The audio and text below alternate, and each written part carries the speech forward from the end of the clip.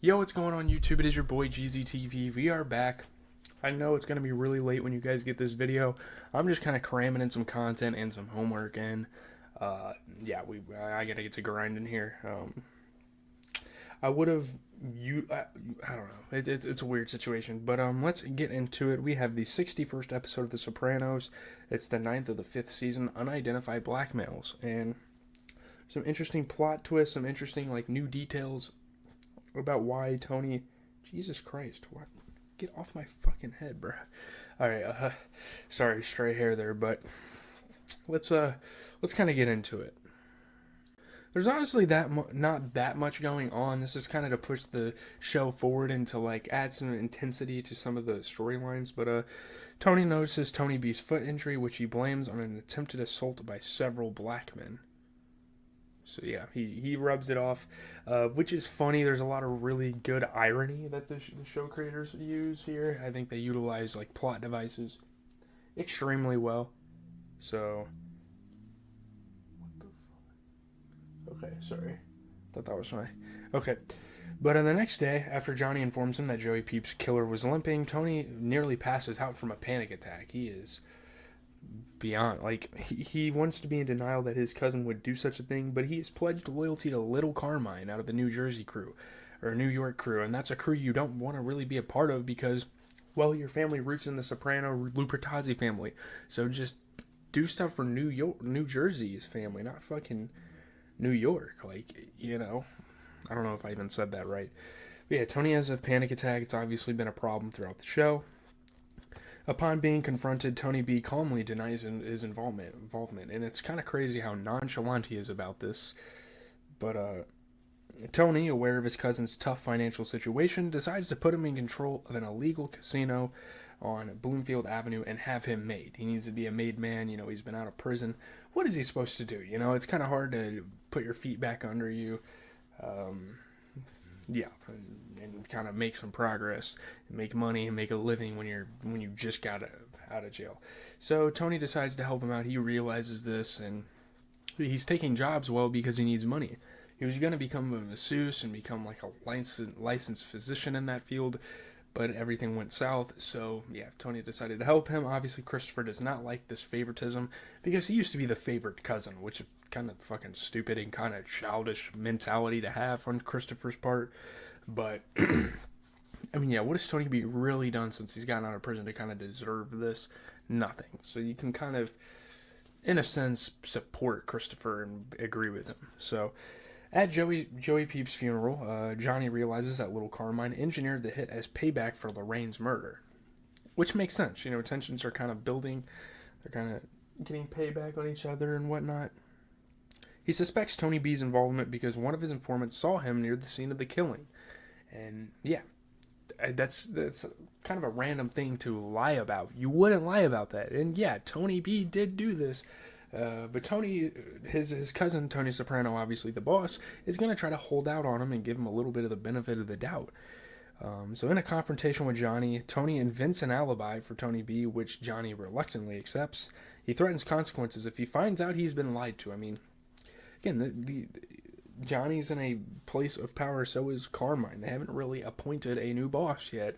So if Tony's lying, they could be going to war, which is not good because these families, in a sense, I mean, they are rivals and stuff, but at the same time, they're supposed to be kind of working together. So this is obviously not good if everything boils down and they figure out that, yeah,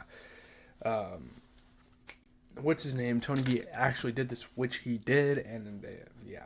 I think that's going to be something in the next couple of episodes. They're probably going to figure it out, and I think shit is going to hit the fan. It's going to be insane. It's going to be an insane way to close out the season. I'm a really big fan of the storyline for the show. We need drama like this. So, in a session with Dr. Melfi, Tony's panic attacks are traced to his recent encounters with Tony B. So and then there's an interesting revelation. He admits the truth about what really happened the night Tony B was arrested in 1986, and this is something that's kind of new to us as well. Tony had a panic attack after arguing with his mother Livia and covered it up with a story of being beaten up by black men, which, again, kind of draws parallels with what Tony B said in the beginning. He lied by saying he got beat up by some black men. Like, I don't know, like, It seems like a very unlikely excuse, especially when you're in a crime family. Like, that just doesn't happen to people. I mean, obviously they were like, they weren't even capos, they were soldiers at the time. I think that's what a capo is. I don't know. I'm still kind of behind on the terminology, despite watching the show for almost 5 full seasons. But yeah, I need to fucking shave. But yeah. Tony realizes that he has been assuaging his own guilt and shame, and this is a really big driver for his panic attacks. So a faux pas causes tension between Tony and Meadow's boyfriend Finn DiTrolio. After they make amends, Tony gets Finn a job at a mob-run construction site where several members of his crew have no-show jobs. We've kind of known this all along. So Finn kind of feels weirded out when he shows up and he sees people kind of sitting in chairs not doing jack shit. Well, he has to do all the fucking work. So it's obviously a really weird, really new experience. He's getting to know Carmela's family more, and let's be honest, this is a pretty fucked up family in a sense. Obviously business is business and they get shit done. It's definitely not right, though, what they do. So, in the unfamiliar situation, Finn is super uneasy. Uneasiness turns into fear after he witnesses a violent encounter between Eugene Pontecorvo and Little Polly over homophobic jibes. It's like, yeah, these little things could get you hurt, and he kind of realizes this, and he's like, oh, fuck, I don't know if I, want to become a part of Carmela's family now. Or, fuck, Meadow. Did I just say, fuck. Meadow, good God, not Carmela. She's dealing with her own problems, which I guess, yeah, we can kind of talk about that soon. But yeah, he knows that if he steps a slight bit in the wrong direction, someone's going to fucking beat his ass probably, and it's not going to end well for him. So yeah, he's getting kind of scared, getting kind of fearful, getting kind of cautious about the whole situation and, being with Meadow in general. So early the next morning, as Finn arrives at work, he accidentally catches Vito performing oral sex on a male security guard. We're not really sure what the motives are. That's kind of like a weird, mysterious thing the show includes to make him more uncomfortable. I don't know. It's strange. I didn't know Vito was gay at all. I guess he certainly gives off those vibes. I don't know. Later, Vito tries to coerce Finn into attending a New York Yankees game with him.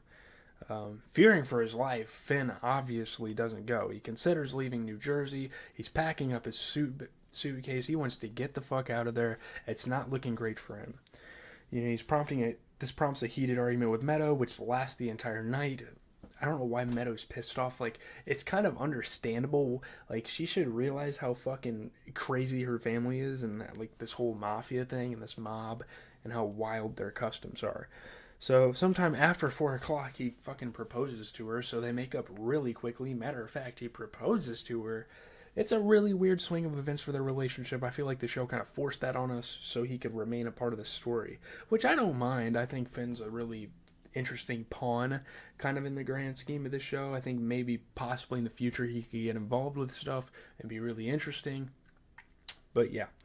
So Carmela, meanwhile, finally decides to divorce Tony and obtain her share of their assets. I don't know why the fuck she has a share.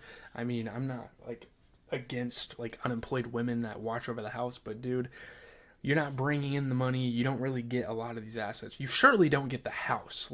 It's fine if Tony has to pay her a divorce settlement or something, but you do not get this house. That's insane to me. Tony is furious when she informs him. Looming over her, he says she is entitled to shit. I mean, to an extent, he's right. Obviously, she does the traditional not anymore traditional female duties and housekeeping and taking care of the kids. I get that, but she shouldn't get the majority of shit, which is the house. It's kind of strange.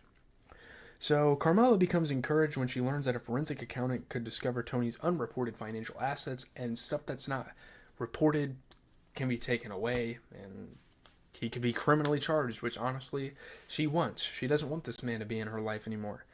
So after contacting several lawyers, however, Carmela realizes that Tony has already consulted them all to prevent them from taking her case, and no forensic accountant is willing to access his finances because he's a fucking mob boss. We don't want to get in trouble with that. We don't want to mess with this guy's finances or look through them or anything.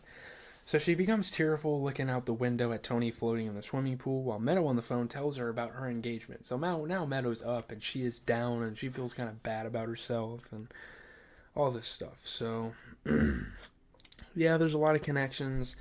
to the last episodes. I'm not going to talk about it much, but some really interesting stuff. Obviously the Finn and Meadow relationship is super interesting.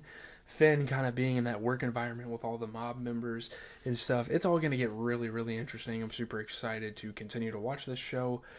Probably not going to watch another episode for a little while. We have content coming up this week. Tomorrow we have a March Madness video.